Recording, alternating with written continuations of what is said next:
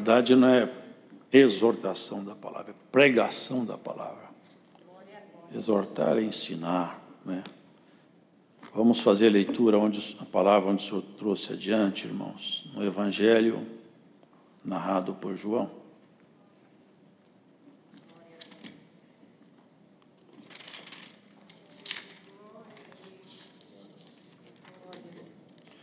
Evangelho segundo João, no capítulo 2.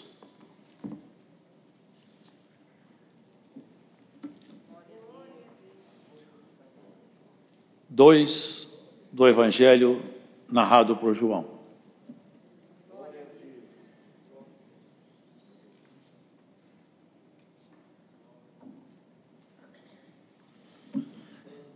E ao terceiro dia, fizeram-se umas bodas em Caná da Galileia, e estava ali a mãe de Jesus. E foi também convidado Jesus e seus discípulos para as bodas. E faltando vinho, a mãe de Jesus lhe disse: não tem vinho. Disse-lhe Jesus: mulher, que tenho eu contigo? Ainda não é chegada a minha hora. Sua mãe disse aos serventes: fazei tudo quanto ele vos disser. E estavam ali postas 6 talhas de pedra para as purificações dos judeus. Em cada uma cabiam 2 ou 3 almudes. Disse-lhe Jesus: enchei d'água essas talhas. E encheram-nas até em cima. E disse-lhes: tirai agora e levai ao mestre-sala. E levaram. E logo que o mestre-sala provou a água feita vinho, não sabendo de onde viera, se bem que o sabiam os serventes que tinham tirado a água, chamou o mestre-sala o esposo. E disse-lhe: todo homem põe primeiramente o vinho bom, e quando já tem bebido bem, então o inferior. Mas tu guardaste até agora o bom vinho. Jesus principiou assim os seus sinais em Caná da Galileia, e manifestou a sua glória, e os seus discípulos creram nele. Depois disto, desceu a Capernaum, ele e sua mãe, e seus irmãos e seus discípulos, e ficaram ali não muitos dias. Até aqui, irmãos. Amém. Como se vê, ao longo das leituras dos evangelhos e também de Atos, não era de praxe que o Senhor Jesus frequentasse festas humanas, naturais. Contudo, nessa festa, nessas bodas, é uma recepção, não é? É onde se faz uma festa. Nesse caso, uma festa com certeza de vulto. Essas bodas, festas de casamento aqui, de alguma forma, levou o Senhor lá. E se ele lá esteve, não foi para participar de uma festa, certamente não. O Senhor nunca fazia nada em vão. Não era a sua missão se divertir ou participar de festas humanas. Ele tinha um propósito, sempre ele teve um propósito. Tudo que ele faz tem um objetivo claro, profundo, e transcende muitas vezes a nossa compreensão. Nessa festa existem elementos interessantes e diálogos também profundos. Primeiro que essa festa não era ele quem promovia, tampouco sua mãe. E ela chamou a ele, dando como que uma indireção, uma informação. Acabou o vinho. Mas ele não era provedor de vinho, nem era provedor da festa. Cuido eu, era bem provável que ele poderia ter dito à sua mãe que começaria a fazer algum sinal, porque não faria sentido esse diálogo, visto que ele não deveria prover nenhum vinho ali. Mas Maria falou com Jesus. Era uma mãe falando com o filho. Mas a resposta não foi de um filho com sua mãe. Foi de um Deus com a sua criação. mulher, que tenho eu contigo? Já não era Jesus, o filho de Maria, que falava. Era o Verbo eterno que ali estava e falava com ela. Não entre nas medidas e tempos que você não entende nem conhece. Não foi muito tempo depois ele fez o milagre, mas a resposta do Verbo eterno foi diferente, porque ele sempre respeitou sua mãe. Mas aqui era o Deus falando com a sua criação. Mulher, que tenho eu contigo? Sabe, irmãos, nós, seres humanos, esquecemos a nossa estatura e também esquecemos quem é Deus. Se nós tivéssemos realmente uma compreensão de quem é Deus, e essa compreensão se figuraria como uma fé profunda, o Senhor disse que nós poderíamos fazer qualquer pedido, Ele se comprometeria em atendê-lo. Essa compreensão de quem é Deus. E a história narra homens que compreenderam profundamente e foram até os limites humanos naquela força que a fé levou. Aqui, logo depois, ele falou para os serventes. Sabe aquelas talhas que estão lá fora? Eram 6 talhas. Enchei-as de água, até em cima. E eles encheram as talhas de água. Até aí tudo era natural. A água, a talha e o trabalho feito de colocar ali dentro aquele líquido. Aí vem a segunda ordem. Pega desse líquido que vocês colocaram aí, leva para o mestre-sala. Eles tinham colocado água, eles sabiam. E quando eles tiraram, não tiraram água, tiraram vinho. Ninguém viu. Não teve nenhum aparato, nenhum sinal. Apenas isso. Leva para o mestre-sala um pouco. Porque ali, a ordem de Cristo penetrou naqueles vasos e criou substância nova naquela substância. Elementos novos naqueles elementos. E o que era água só, tornou-se em vinho. Os irmãos, vejam que isso foi o primeiro milagre dele. E tem uma razão. Eu cuido que tem uma chamada aqui para algum episódio. Por que o senhor faz isso aí? E não foi pouco, irmãos, porque uma vez eu estive olhando metretas e almudes, isso aqui dá centenas de litros. Centenas de litros, essas 6 talhas. Olha, a água, ela tem uma simbologia e o vinho também. Se nós dermos um salto lá adiante, uma certa ocasião, os discípulos de João reclamaram com o Senhor Jesus. Falaram assim, olha, o recado era esse, os discípulos de João jejuam, alguns fariseus também. Agora os discípulos seus não jejuam. Ele respondeu assim, olha, pode porventura os filhos no dia de festa, ou os amigos no dia da festa, fazer jejum? Não faz sentido, é bodas. Agora, eles estão em bodas, eles estão em festa, porque o esposo está aqui. Era dele que ele falava. O esposo era ele. E a esposa eram os discípulos. Nós estamos em núpcias. Eu estou me revelando a eles. Eles estão me conhecendo. Eu estou transferindo o que é meu para ele. Eles estão aprendendo comigo. Dias virão e que o esposo lhe será tirado. Aí então jejuarão. Anunciou sua morte. Agora olha que interessante. Não se deita vinho novo em odre velhos, porque se rompe o odre e se perde o vinho. O que ele estava dizendo? O odre é um vaso de couro. Se coloca lá dentro um vinho, tampa-se a boca, o vinho novo fermenta, expande a parede daquele odre e ele fica no seu limite. Se colocar mais um vinho ali, quando ele for expandir pela segunda vez, ele rompe o odre.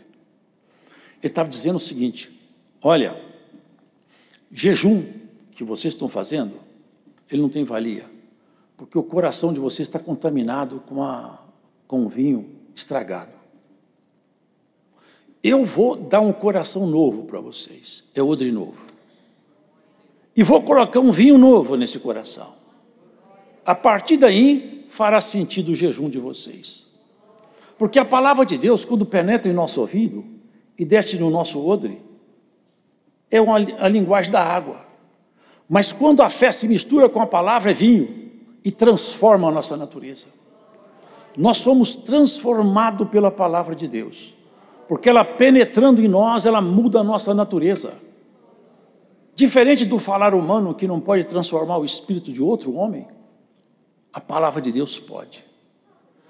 Ela entra em nós, é só a voz, é só um som que vibra no ar. Quando desce no coração e mistura com fé, faz uma mudança absurda. Isso era o anúncio. Ele fazia ali uma transformação de água em vinho. Aquelas talhas. Irmão, se nós fizermos uma visita ao passado, aconteceu no passado algumas dispensações de Deus. Aquelas talhas estavam vazias, porque mandou enchê-las. Se nós voltarmos lá atrás, no princípio, quando o homem saiu do Éden, vamos encontrar uma terra completamente contaminada, porque essas talhas eram para a purificação dos judeus. Tinha uma finalidade, era para a purificação. Se nós voltarmos lá atrás, nós vamos encontrar uma terra completamente contaminada, entenebrecida, violência, maldade, toda sorte de pecado, a ponto de Deus se irritar de uma maneira tal que ele chegou e procurou debaixo do sol alguém que ele pudesse descansar alguma promessa nele. E procurou, e achou um homem chamado Noé. E fez com ele uma aliança. Falou: Noé, eu vou fazer uma aliança com você. Porque olhando a terra, eu me enjoei, eu me enojei de tanta coisa horrível que eu vejo acontecer aqui. Contigo, eu faço uma aliança. Eu vou destruir a terra inteira. Quando o médico oncologista ele encontra um tumor maligno, sabe o que ele faz? Ele faz uma cirurgia e extirpa, arranca, corta aquele tumor e lança fora do corpo. Se deixar ali, ele contamina o resto do corpo. Cristo, olhando lá do alto, viu a terra com um tumor tão grande que tomou conta da terra toda. E a cirurgia dele foi anunciada a Noé: vou passar o bisturi aqui. E o nome desse bisturi vai ser dilúvio. Eu só achei uma parte boa aqui. É você, Noé. Ali numa figura de Cristo, anunciou a construção de uma arca. Ele purificou a terra, separando um homem que ele achou segundo o seu coração. Os irmãos pensam isso, porque é muito repetido nos refrões dos poetas e nos jargões religiosos. Deus é amor, e é mesmo, mas Deus é justiça. Deus é Pai, é mesmo, mas Ele continua sendo justiça. Deus, Ele não vai conviver com o pecado, não vai importar pecado, mas Ele purifica o pecador arrependido e aceita todo o coração quebrantado como filho seu. Só Noé. Vocês percebem que o céu não é contado pelo número, mas é contado pela virtude? Porque está escrito: largue a porta e espaçoso o caminho que conduz à perdição, e muitos são que passam por ele. Mas estreita a porta e apertado o caminho que leva aos céus, e poucos há que o encontrem. Dá graças a Deus, porque Deus, passando por você, achou seu coração inclinado a aceitar a sua palavra. E essa é uma virtude que vem de Deus, nos escolher. E a aceitação vem de nós. Porque se nós não aceitarmos, a escolha dele sobre nós fica infrutífera. Mas a terra seguiu. Os irmãos lembram? Adiante encontrou ele outro homem, que na terra de Ur, contaminada por idolatrias, carregada de coisas erradas, encontrou um outro homem e pôs ele em teste. Colocou aquele homem para chegar nos limites que um ser humano pode chegar. Falou com ele, Abraão, chamava Abrão, vou fazer com você um trato. E falou que ia abençoar a descendência dele. E falou, você vai ter uma descendência tão frutífera, é mais do que o número das estrelas que estão no céu, é mais do que o número das areias que estão no mar. Falou com ele tantas coisas, mas colocou ele em teste. Pediu seu filho, seu único filho. E ele levou o filho ao altar do sacrifício. E os irmãos conhecem bem essa passagem. Um gesto que fica para sempre nos anais da história do povo de Deus. Um homem que amava seu filho, seu único filho, o filho da sua velhice. E Deus lhe pede aquele filho. Ele escondeu da mulher, porque a mulher não aceitaria. Escondeu dos seus servos que foram com ele. Fica vocês aqui embaixo. Esse assunto aqui só eu sou capaz de executar. Logo, ele voltou com o menino e com o nome de Abraão. Ele chamava Pai Exaltado. O Senhor falou com ele, você não vai chamar mais Abrão, que em hebraico quer dizer Pai Exaltado. Você vai chamar agora Abraão, pai de uma multidão. Ali Deus purificou uma linhagem. A segunda talha foi achada. Ali houve uma purificação. Foi criada então a nação de Israel. Começou ali, que não tinha esse nome. Começaram ali a surgir então a estirpe dos hebreus. E por um bom tempo, os descendentes, irmão, vê Jacó, logo ali Cristo apresenta-se a ele, numa visão, quando ele deitou a cabeça numa pedra, aquela pedra representava o Verbo eterno, e ali naquela pedra, ele viu Jesus. Como? Ele viu uma escada, que a base dela ficava na terra, e o topo lá no céu.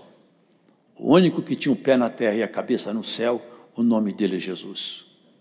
Porque ele falava, o Filho de Deus, que está no céu. Porque ele nunca perdeu a conexão eterna dele. Ali, Jacó viu Jesus e deitou em Cristo, descansou e teve visões. A segunda purificação seguiu a linhagem dos hebreus. Foram para a casa de Faraó, porque a história é longa. E lá se contaminaram, se tornaram prisioneiros, porque haviam se esquecido de um homem chamado José, cujo valor foi reconhecido pela casa de Faraó. Ali, Deus apresentou-se a um homem no deserto, fugindo. Ele havia aprendido toda aquela arte, aquela ciência egípcia, que era maligna. Ele aprendeu tudo. Foi criado na casa de Faraó. Um dia lá, no deserto, uma sarça ardia e não se queimava. E curioso, ele chegou perto da sarça. E uma voz nasceu ali e falou, tira o sapato dos teus pés. Aproximar daqui. Como quem ensinava a ele, pode tirar o sapato, porque tudo que você aprendeu até hoje não vai servir para nada, para aquilo que eu vou te enviar. Esqueça tudo que você aprendeu na casa de Faraó. Ali começou uma terceira purificação. Ali Moisés foi colocado como homem para tirar Israel. Irmãos, Egito foi uma nação que fez pacto com as trevas, e eu provo dentro da Escritura isso. Fez pacto. Foi uma coisa horrível, precisava de uma purificação. Precisava do povo sair do Egito, mas precisava do Egito sair do povo. Sabe por quê? Aqueles magos, aqueles feiticeiros trabalhavam com alta magia. Quando Moisés fez o rio virar sangue, aqueles magos fizeram igualzinho. Depois Moisés fez subir rã, eles fizeram igualzinho. Quando Moisés fez o pó da terra virar piolho, eles tentaram fazer, não deram conta, porque também tem limite para Satanás operar, e Deus para o limite dele rápido. Glórias a Deus. E Deus vai parar alguma coisa que está perturbando uma família. Por esses dias, a mão do Todo-Poderoso vai parar alguma coisa que perturba a sua casa. Glórias ao Senhor. Olha que interessante, aqueles piolhos, eu sempre falo isso que eu acho isso maravilhoso, aqueles piolhos saíam procurando a cabeça do Egito, para não subir na cabeça dos hebreus, nem no gado, nem nos bichos, nem nos animais, só na casa de Faraó. Piolho que procura Faraó. Ali, irmão, nós vimos, chegou o limite, agora você para, porque daqui para frente é a minha mão que vai trabalhar. E Deus purificou de tal maneira que os principais oficiais egípcios foram varridos pelo mar que se fechou sobre eles, jogou todos eles lá na praia. Caiu carro, cavalo e cavaleiro. Israel começou uma jornada nova, 40 anos peregrinando. Irmãos, se nós vemos a história do povo de Deus, muitos momentos o Senhor falou assim, espera lá, eu vou interferir aqui, eu vou intervir aqui, eu vou intervir, é preciso eu intervir. E na sua vida, de vez em quando o Senhor fala, ei, eu vou intervir também. Eu vou dar uma mexida aí. Você está sentindo que Deus está mexendo na sua vida? Dá glória ao nome dEle. Ele tem autoridade para intervir. Ele pode. Se você geme um bocado, depois Ele te dá um remédio, você sara. E você sara e fica melhor. Porque depois do choro, o rosto fica mais limpo. Aleluia. Tem tempo de chorar e tem tempo de rir. O seu tempo de chorar está no alto, mas virá o tempo de você rir e também se aproxima. Logo, logo vem o tempo de você rir. Porque a tristeza dura uma noite, mas pela manhã vem a alegria. E o nome da sua manhã é Jesus. Já já Ele chega para te trazer alegria. Queridos irmãos, vocês vão ver como que o Senhor vai fazendo as intervenções pontuais dEle na terra, e Ele não pede opinião de ninguém, Ele não precisa de ajuda.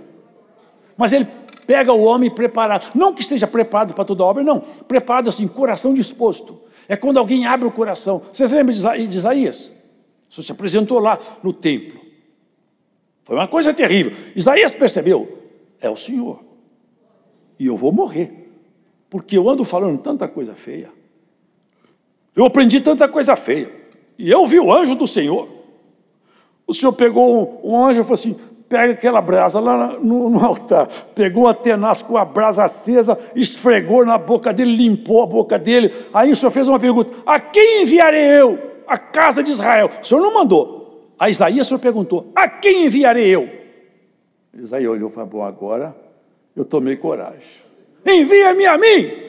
Foi o profeta que mais falou de Cristo, foi Isaías. É o que mais falou do Senhor. Parece que ele conhecia o Senhor, até a natureza física de Jesus.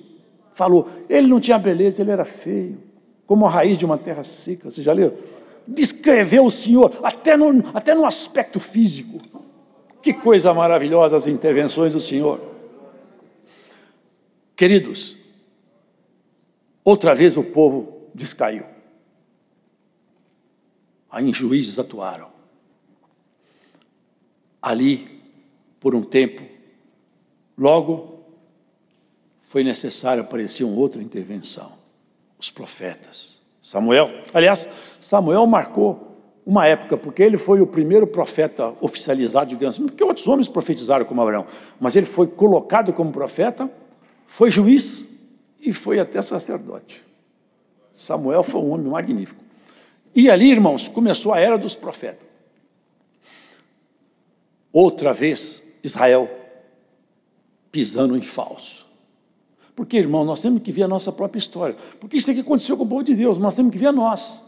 Será que também nós não estamos fazendo a mesma coisa? Será que nós não estamos tropeçando, igual aquele povo tropeçou? Assim, aquele povo era cabeça dura. Será que nós não somos também? Será que nós não fazemos igual e não percebemos? Será que nós não precisamos do mesmo remédio às vezes? Olha, se amargou a garganta dos hebreus, cuida que amarga a sua também. Ora, se nós não dermos por divertido, podemos deixar de tomar remédio amargo. Mas se não, tomaremos, irmãos. Estava lá todo mundo com medo dos profetas de Baal. Eram 400. Um homem de Deus sozinho. Mas aquilo que foi dito, a fé, ardia no coração daquele homem. Ele falava, eu conheço o Senhor, sei quem é. Eu não ando confiado em mim, mas naquele que me colocou como profeta, eu deposito total confiança. Total. Você deposita no Senhor total confiança, nunca você vai ficar confundido. Pode te cercar como abelha, serão despedaçados. Ninguém te pegará na rede. Ninguém te apanhará no dia mal, porque do dia mal Deus te livrou tantas vezes e tantas quantas necessárias te livrará. Ele tem autoridade para isso. Ele já fez só bater com mosca. Minha esposa tem uma aba bonita na vida dela, uma aranha, mas não dá para contar aqui na pregação de uma palavra. O Senhor faz qualquer elemento na mão dele é instrumento para fazer obra. Até o vento ele faz obra. Elias vendo todo Israel com medo, assustado. Aqueles profetas de Baal se tornaram então imponentes. Deus deu uma purificada lá. Elias chamou todos ao desafio. Todos vocês, vem cá. Junta os 400 profetas. E junta vocês também, ó povo de Deus. Vem cá, vocês estão com medo, chega perto de mim.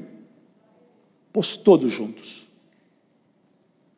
Ao teste dele. A segurança, a ironia. Começa vocês primeiro, que vocês são muito. E colocar o altar. Faz a oferta. Impõe a oferta aí. Agora o nosso trato vai esse. O Deus que for Deus vai fazer descer fogo do céu. Porque o inimigo pode até fazer descer fogo do céu, como ele fez no tempo de Jó. Mas quando Deus põe o dedo e fala, para, ele para e não faz nada. E quando Deus fala assim, o seu limite chegou, o limite chegou. Ali Elias sabia, eu vou fazer isso aqui porque Deus está comigo nesse negócio. Clamo o Deus de vocês. Vocês já conhecem tudo isso aí. E clamava e gritava. E chorava e rasgava até a carne. Esfaqueava, cortava o corpo. Saía sangue. E ele gritava, será que o Deus seu não viajou? Grita mais alto, talvez está dormindo, vocês acordam ele. Provocou eles. Achincalhou o Deus deles. Acho que ele não está ouvindo não, hein? Chegou um ponto que eles desistiram. Agora, joga bastante água em cima, hein? Para vocês não falar que estava para pegar fogo. Põe água em cima, hein? Jogaram tanta água que fez um ribeiro em volta. Falei assim, ó, mostra para esse povo que foi segundo a tua palavra que eu fiz isso. Desceu um fogo do céu, irmão, que queimou tudo. Até a água secou. Sabe o que ele fez? Pega os profetas, não escapa nenhum. Morreram 400 profetas à espada. Deus deu uma limpeza lá. Aqui, o Senhor Jesus, irmãos, nos mostrava isso, irmãos. As talhas estavam esgotadas.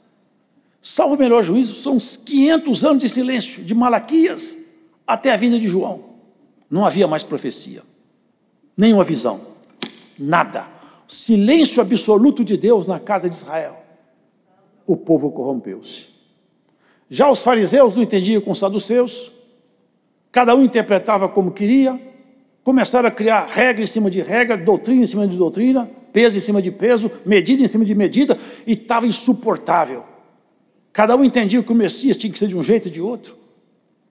Era uma confusão só. Quando João chegou, ele anunciava o Cordeiro que tira o pecado do mundo. Esse, queridos, é aquele que nas bodas de Caná mostrou claramente o propósito dele. É transformar a essência, o coração, o outro. Ele falou para Nicodemos, você tem que nascer outra vez. Queridos, bem-aventurados são todos quantos sabem qual é a sua vocação e buscam em Deus o aperfeiçoamento e não se conformam com suas próprias limitações. Todas as vezes que você vê um defeito em você e não gostar dele, ele ainda não é seu. Toda vez que você fizer alguma coisa errada e se arrepender, ainda tem espaço para Deus te consertar em Cristo. A transformação da água em vinho. Até uma expressão popular. Ele mudou da água para o vinho. É isso que o Senhor faz conosco. Mudamos da água para o vinho. De pessoas naturais para pessoas espirituais. E a purificação foi tão boa que ele ainda fez uma coisa. Chegou no templo, estavam os cambistas lá vendendo, fazendo troca de moeda, e ganhava dinheiro na troca, ganhava dinheiro na venda dos animais, era um negócio só. Jesus chegou lá, pegou um chicote. Os discípulos nunca tinham visto ele fazer aquilo. Ele meteu o pé na mesa dos cambistas, abriu a gaiola das pombas, soltou os animais e desceu o chicote nos cambistas, que não ficou um lá dentro. Saiu todo mundo correndo. E eles falaram: o Senhor Jesus está nervoso aqui dentro. Não ficou um cambista lá. Pôs todo mundo para fora. Ele falou assim: eu vou purificar o templo, porque a casa de Deus não é comércio. Não é para anunciar troca de favores. Aqui é para anunciar vida eterna para aqueles que creem em Jesus Cristo. Essa é a casa do Senhor purificada. Anúncio de salvação. Essa igreja não quer seu dinheiro, não quer saber quanto você ganha. Aqui o anúncio é de salvação. Não se troca a salvação por favores humanos. Se você for fiel, você vai entrar no céu pelo mérito de Jesus Cristo. Nós não somos uma organização interessada em favores humanos, nem em negócios políticos. Nosso assunto é salvação de alma. E você foi ingresso nessa graça, porque Cristo te chamou. Ele abriu o seu coração, abriu seus olhos e te fez enxergar a eternidade. Isso é maravilhoso. Deixa Ele transformar o que está no seu interior, até que haja uma transformação total em você. E você deixa de ser uma pessoa natural para ser uma pessoa completamente espiritual. Não tem mais medo da morte, não tem mais medo da velhice, nem do desemprego, nem da doença, porque você sabe, Deus está comigo. Haja o que houver, Deus está comigo, está de bom tamanho. Você com Deus sempre será a maioria e sempre vai vencer. Você pode estar com o mundo inteiro do seu lado. Se Deus não estiver contigo, você está perdido. Mas se Deus estiver com você, você pode estar sozinho, que você vai vencer. É isso que importa. Deus estando conosco é tudo que nós queremos. Pode falar mal de nós, pode atacar, não tem problema. Deus está conosco, é o que nos basta. Glórias a Deus. Deus seja louvado. Amém. Agradecemos a Deus em oração.